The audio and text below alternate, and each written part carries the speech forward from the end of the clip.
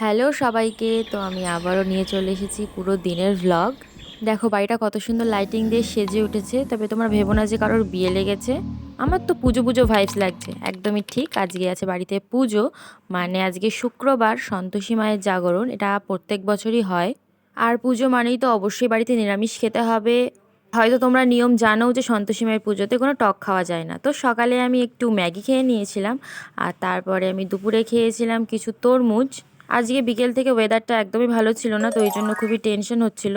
হাওয়া তুফান ঝড় যাই হোক না কেন, পুজো তো আর মিস করা যাবে না। আমি কোনো বছর এই পুজো মিস করি না। আর এই যে গিয়েই আগে প্রথমে প্রসাদ নিয়ে নিয়েছি। ছাদ বাগানটাও দেখো কত সুন্দর লাইট দিয়ে সেজে উঠেছে। এখন হয়তো তোমরা ঠিকভাবে বুঝতে পারছো না যে কী কী গাছ আছে এখানে। তবে অবশ্যই একদিন আমি দিনের বেলাতে তোমাদের সাথে সবটা শেয়ার করব। তখন দেখো যে ছাদটা কত সুন্দর সুন্দর ফুল গাছে এবং অন্যান্য গাছে সেজে উঠেছে। এটা তো ছাদের একটা পার্ট, অন্য একটা পার্টে আজকে রান্না চলছে। আর এই যে এখানে সেরা রাঁধুনি আজ হেল্পার। আর এখানে সবাই মিলে গোল হয়ে একটাই আলোচনা করছিলাম যে আজকের ওয়েদারটা কতটা বাজে, বারবার সবকিছু উড়ে যাচ্ছে।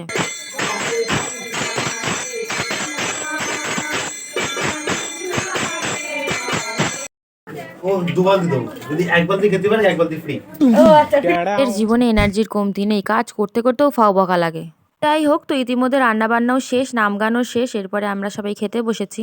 আজকের মেনুতে ছিল ফ্রাইড রাইস, সবজি ডাল, পাঁপড় ভাজা, চানা আর পায়েস। আমি যেহেতু পায়েসটা খাই না, তো আমি দেখাতে পারলাম না। তো এই অবধি থাকলো আজকের ভ্লগটা। দেখা হচ্ছে অন্য কোনো ভ্লগে।